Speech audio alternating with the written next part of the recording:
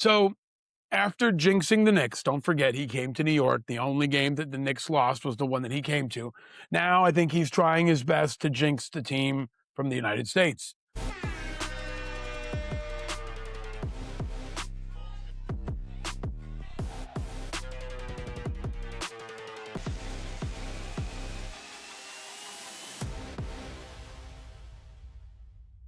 Welcome to Independent Americans. Welcome to episode 567.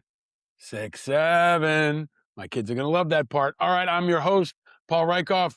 It is Monday, July 6th. I hope you had a great 4th of July. It is Manosphere Monday, of course, like every Monday on this show. And I am back in New York City, where I'm coming to you from right now. It's been a big 4th of July here in New York and all across America. And the weather here is rainy. Thankfully, the rain stayed off until after the fireworks and after the festivities, but everyone is hunkered down and ready for what is, I think, the biggest U.S. soccer match in history tonight. It's a whole different kind of Monday Night Football. More on that coming up. And today's artist, as we come back from July 4th and reflect on America's birthday, not just now, but every day, today's artist is the great James Brown, the godfather of soul, because we are living in America. Yes, and tonight is a clash. It's not quite Rocky versus Drago, but it is U.S. versus Belgium. People are more excited for a soccer match than I've ever seen in my lifetime. We're going to get into that and more and bring you the five eyes that we bring you in every single show in the spirit of America, in the spirit of James Brown, in the spirit of Team USA, and of course, the spirit of independence, integrity, information, inspiration, and impact. No guests today. Tomorrow we will have Admiral James Stravidi returning to see us, and many other great guests coming up throughout July. Oh, I got to get my mouth back into doing this kind of work.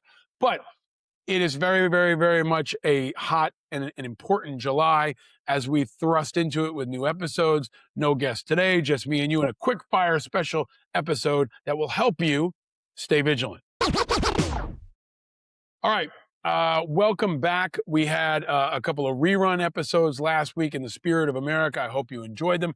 We had a big episode on Friday that we dropped that was a new episode with Governor Wes Moore, an exclusive conversation where he previewed the speech that he gave on July 4th on Saturday at the Capitol in Annapolis. We also talked about the Knicks, leadership, and open primaries, much more. If you didn't see that, go to our YouTube page and check it out. If you're listening on Apple Podcasts or Spotify, go check that out from Friday and hit the subscribe button if you haven't already. But as you know, I was at the beach for a week down in Wildwood, New Jersey, and then I came back to New York City for July 4th. Haven't been back in the city for a couple of years for July 4th, and I'm really, really glad that we did. The spirit and energy all across the city has been intoxicating. It's been unique. It's been like nothing we've ever seen, not just because of America 250, but also because of the World Cup, which has really swept up the cities that have been hosting the practice facilities for the teams, and of course, the big matches from Los Angeles to Dallas to Miami to Boston to New York.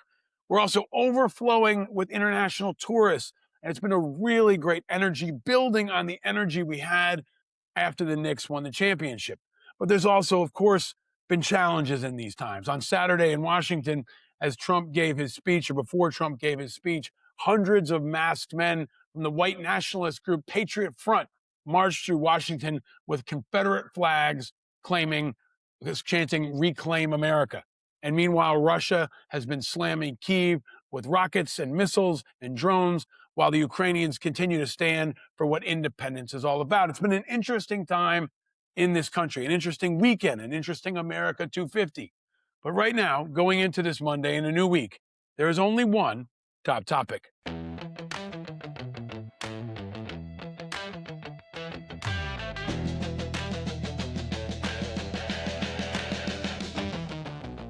All right, the top topic, peak World Cup. Today, Monday, July 6th in America, is peak World Cup.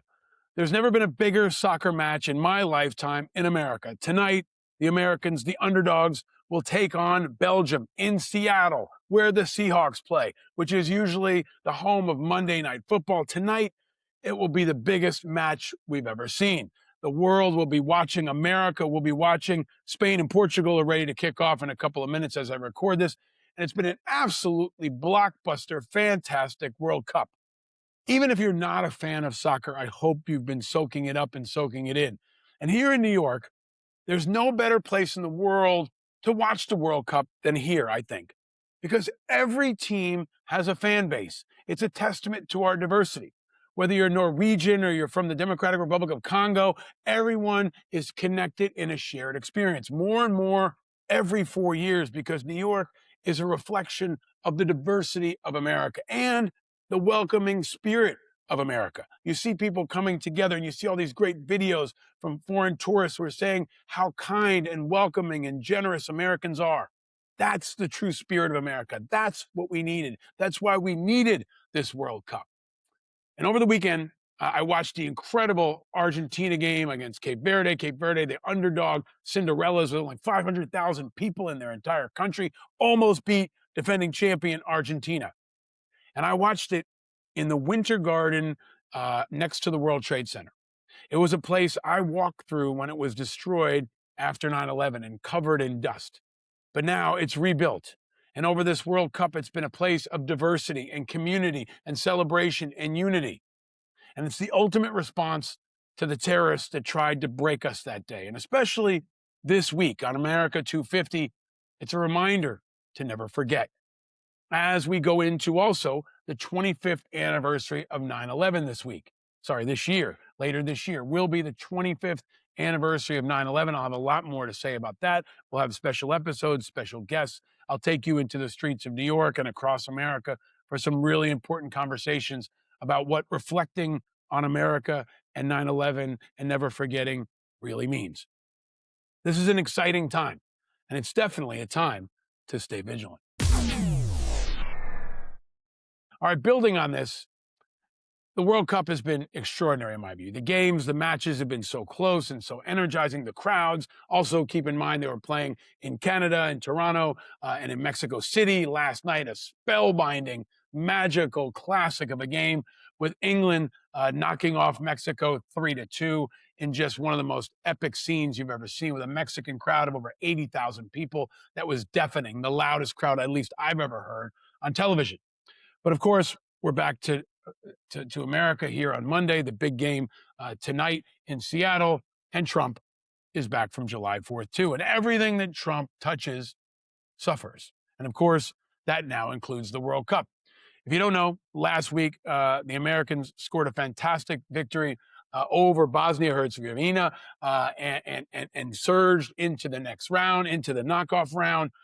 But our star forward, Balogun, striker who was born in Brooklyn and is an incredible scorer, was given a red card. I think an inappropriate red card. Most folks thought it was an inappropriate red card. He went after the ball and stepped on the opposing player. I think it could have been a yellow card, but a red card would mean he was out for the game, which he was, and that he would miss the next game. People were up in arms, but it was assumed that the decision was made. There was hope that FIFA would review it and appeal, but as we got close to tonight, it looked like it wouldn't happen. Now, enter Trump. Trump has gotten involved. Play the clip, please, Chris. They think 50 or 60 million people are going to be watching the game tonight. I mean, this is getting to be Super Bowl numbers. But you have a game tonight, and they think they're projecting a minimum of 50 million people watching a game. We call it soccer. It's called football, I guess, but we can't really call it football because it gets there's a little confusion. So yeah, you call it soccer. We're the only ones that do that, but we have football, and football's great. But I've never seen anything like it. So I saw the play, and I'm a person that loves sports and was a good athlete, and I understand sports really well. And that wasn't a foul. That wasn't even an infraction. That was two guys running full speed that happened to crash into each other. You can't take your foot and properly place it on somebody else's foot when you're going, no, these were two great athletes that got tangled up. And this referee, who is a little bit suspect, if you check his past, I don't want to say that because I don't like to create controversy, but very suspect. So after jinxing the Knicks, don't forget he came to New York. The only game that the Knicks lost was the one that he came to. Now I think he's trying his best to jinx the team from the United States. Now, I would prefer that Trump just stay the hell away and shut the fuck up. That's what I'd like all politicians to do around, especially the most important sporting events, and especially this one. It would be too much to ask Trump to stay away from a crowd like this. I don't think he'll be in Seattle, but he's talked about being at the World Cup final here in New Jersey and in New York on July 19th. But even if he did get involved, which he did, and pushing FIFA to make a decision, he doesn't have to broadcast it to the entire world, but it's Trump. So, of course, he does. Now, let's start with the fact that the call of a red card on Balogun was wrong, way over the top, excessive. Now, FIFA messed up, and they should have fixed it. The whole world saw it, but FIFA dragged their feet, and Trump saw an opening, and he took it. He took the shot, and now he's taking credit for FIFA's decision to change that call and let Balogun play. Now, if you don't know, Balogun was born in Brooklyn to Nigerian parents. And if Trump finds that part out, he might change his mind. But I think there's a story of contrast here. The way that Balogun nobly, admirably, respectfully handled this situation and always handles himself, and the way Trump imposes his will as an authoritarian, now is talking about if the U.S. loses, it might be rigged. He's doing what Trump does. But I want to focus on Balogun, on Flo Balogun, the amazing young striker, and how he responded to what was a really unfair call. He said, quote, "I've been upset. I've been happy." He said, "It's been a roller coaster. It's been surreal, to be honest. But for me, I think it was just important to stay calm. I never want to react out of anger and out of emotion. There's still lots of people we're inspiring, little kids, boys and girls who are watching. We have to show them the correct way to handle things, even when you think it's unjust. So I felt I did that. And as I've said, I'm happy with the support, not just I'm receiving, but the team. And I think we're all looking forward to seeing what we can do against Belgium." Now, that's what he said, assuming that the red card was going to stand. And he went on to say, if you played the game, you'd understand the scenarios that you simply can't avoid. And it has to be taken into context when it's reviewed. But he said, "I felt it wasn't on this occasion, but I think, as you'll all saw, there was nowhere else to put your leg. It's going to be unavoidable." So yeah, I've seen many different opinions and takes, but for me personally, I think the yellow card would have been fair, and it's something that happened, so we have to move forward, and I have to accept it. But the most important thing is to just focus on the bigger picture, which is Belgium. That's how Balogun handled it. And despite the ejection, he still shook the hand of the referee, Raphael Klaus. He said it was important to show respect in such moments. He said, "You can feel something unjust just happened to you. It's not an excuse to be disrespectful, to not do the right thing. And after every game, I try to shake the referee's hands, and this game is no different. So as I've said, the most important thing for me is to give the correct example to people watching. This is something I'm aware that the World Cup might be the first time a lot of American viewers are tuning in. So it's important to show people things happen to you, good or bad, just to continue to be yourself right here."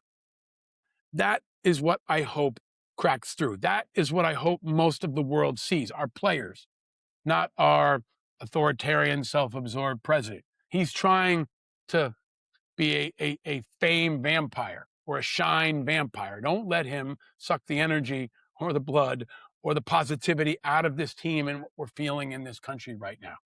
Even though many in the world will now root against us because Trump has gotten involved, many will still root for these young men who are stepping up to represent the best of us, as our women have in many times winning the World Cup. Can't not mention that. They have brought home the World Cup many times before, but now our men are on a run, and they are the hope for this country and for many around the world. It's a reminder that even when a team or a country gets down, you can always come back. The Knicks showed us that, and Team USA is showing that again. So no matter what Trump does, like so many Americans, Balogun represents the best of us and true, honorable, respectful, inspiring American leadership. And that's what we're going to see tonight. Whether they win or they lose, they will carry themselves well, and they will represent our country. So keep the faith in our boys and in America. Go USA, and stay vigilant. Stay vigilant. Stay vigilant. This is going to be a wild summer of politics, news, and elections. Primaries continue to roll on. We have the biggest midterms ever. The intersection of sports and politics is happening every single day. And you can trade on the biggest political races and activities on Kalshi. On Kalshi, you can trade major primaries, election outcomes, and the biggest political storylines as they happen, leading up to the biggest midterms ever. You can pick who's going to control Congress. You can pick who's going to win the Senate race in Maine, Graham Pletner or Susan Collins. You can bet on the World Cup. You can trade on the World Cup and much more. It's all on Kalshi. You're trading against peers in a live market, meaning there's no house. And as the probability changes, you can buy in and out of your position. For a limited time, download the Kalshi app and use the code for this show, independent, and get $10 when you trade 10. Kalshi, Kalshi, where you can trade on anything, including just about everything you hear about here on Independent Americans. 18 and over only. Restrictions and eligibility requirements apply. Even contract trading involves risk and may not be suitable for all investors. Prices, values, and available markets may differ from those mentioned. For more information, see Kalshi.com/regulatory. But check out our friends at Kalshi, who are big supporters of Independent Americans, and go to Kalshi, where you can trade on just about anything, and they'll help you stay vigilant. All right, I just want to touch on one other thing that I think is below the radar.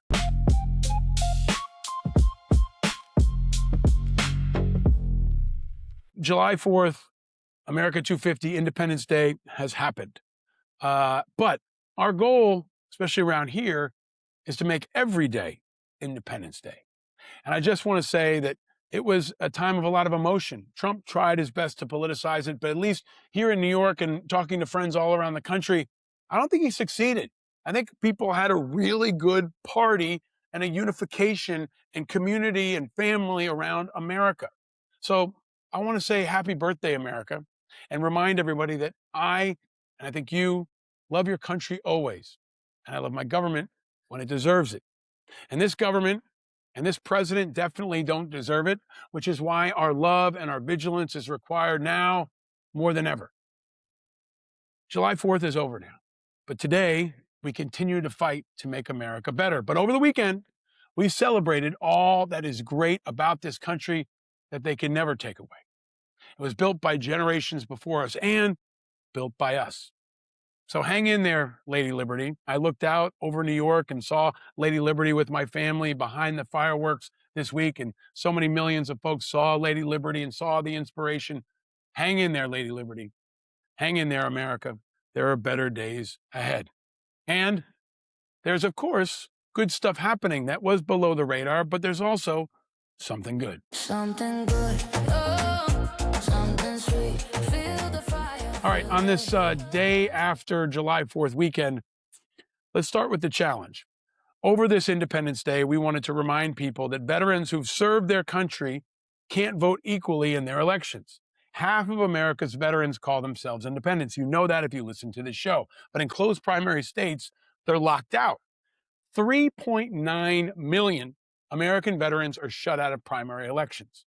We've launched a new map at Independent Veterans America. I'll link to it in the show notes. Huge props to our creative director, make shit happen guy, head of operations, Chris Rosenthal, who designed that. A brilliant map where you can see exactly how many American veterans are blocked out, how many independents. Go to independentveteransamerica.org/veterans-lock-out. It's linked in the show notes, which is a lot more simple. But it is a reminder that the fight continues. And over the weekend, over the week, the holiday, a reminder that there were a lot of people who were celebrating. There were a lot of people who were working for our democracy. This past Independence Day week, veterans, first responders, and other patriotic New Yorkers from all kinds worked tirelessly in the blazing heat of New York City to do something truly patriotic. Ensure equal voting power for all New Yorkers. IVA and I and our friend Kristen Rouse were proud to stand alongside Unite New York and others in the vital fight for open primaries in New York and for a better democracy, and in securing 46,000 petitions that were submitted to the city government and the election commission to help support a referendum on the elections on the ballot this fall in New York to support open primaries. Now, most New Yorkers support this. Most Americans support this.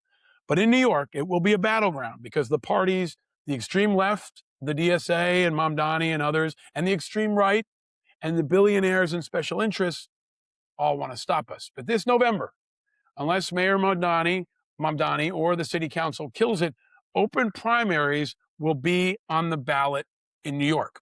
And all New Yorkers will finally be heard and empowered. So next Independence Day, independence will truly be equal. But this is just the latest battleground in our national fight that is happening for independent equality. This July 4th, few efforts were more patriotic than what you saw here in New York, with patriotic Americans out there in the sweltering heat, explaining the issues and getting signatures. The fight goes on. Stand with us, let us all vote, and stay vigilant. All right, there's a quick fire episode today.